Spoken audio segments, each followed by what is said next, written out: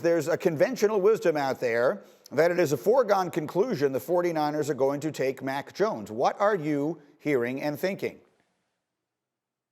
I'm hearing similar things. That does seem to be the widely popular opinion at this point, that the 49ers are set on Mac Jones and will take him. But after they made the deal to move up to number 3, Kyle Shanahan and John Lynch said that they would be attending a future workout of Justin Fields. And I believe if Trey Lance does something else here in the next couple weeks, they will take a look at that as well. So even if they're leaning toward or planning to take Mac Jones at this point, you mentioned there's 20 more days for them to continue to discuss this and potentially change their minds. So I don't think we can all the way rule out the possibility that it would be one of those other 2 guys at number 3, even if we consider Mac Jones the favorite at this point.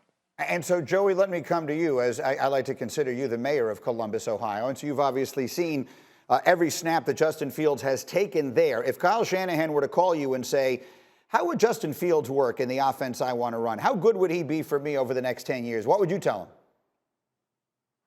I think the question would be, which kind of offense do you want to run? We've seen Kyle Shanahan in Washington take RG3 in an offense where it was run heavy for a quarterback, and RG3 got banged up in that season, was never the same after that. So I don't know that Kyle Shanahan would want to go down the path of, we want a run heavy quarterback. I don't think Justin Fields needs to be that.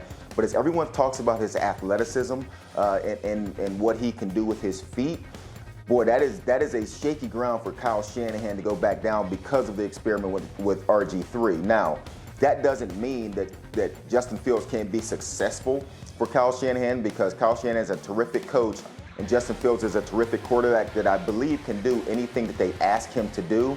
But it would be interesting to see him go that route if you're thinking of Justin Fields as an athletic quarterback that can run the ball and make plays with his feet. Well, that's a really interesting thought, and it's something no one has brought up here for the last few weeks, so I'm glad that you did. And so, Matt, I'll come to you on that. The evaluation of Justin Fields, we can all see. I mean, we all saw him run the 40 and 4.44. We all understand all of the measurables. But tell everybody about the passing. He also has enormous passing numbers over his 2 seasons in college. So if you're looking for a passer of the football, he gives you that too. Oh, Greeny, absolutely. And, in this year, especially, there weren't a lot of turnovers until toward the end of the year when we saw some struggles against Northwestern and Indiana. But he is an accomplished thrower. As you said, I actually think he has the strongest arm of any quarterback in this class.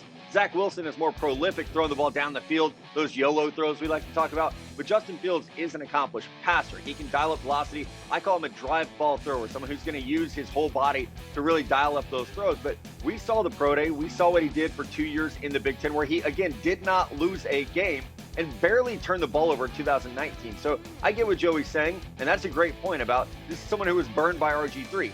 This is also a coach in Kyle Shanahan who was burned by Patrick Mahomes, who was burned by Josh Allen, who gets burned by Russell Wilson. So I think at some point you have to look for a quarterback that's different than every iteration of a quarterback you've ever had before. Like, it's time to move past Kirk Cousins and Matt Ryan and look for where the NFL is going at this position. And not only that, but Joey, just quickly here, and I like sometimes to make the distinction between excuses and reasons.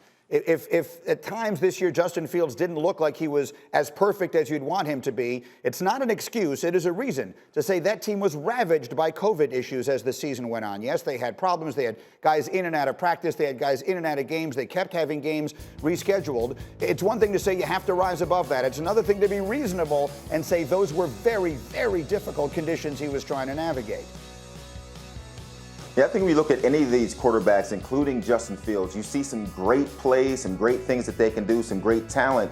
But you have to look at him as a coach and say, can I get that out of this quarterback in my system? Kyle Shanahan is outstanding, and I believe he can. If he goes with Justin Fields, he'll be successful. Okay, we will see. So, again, I continue to believe, and I get a sense Graziano agrees with me, that this is not a done deal yet. This decision has not been made, and we will see what winds up happening in San Francisco as we get closer. Again, the Pro Day is next week. Thank you for watching ESPN on YouTube. For live streaming sports and premium content, subscribe to ESPN+.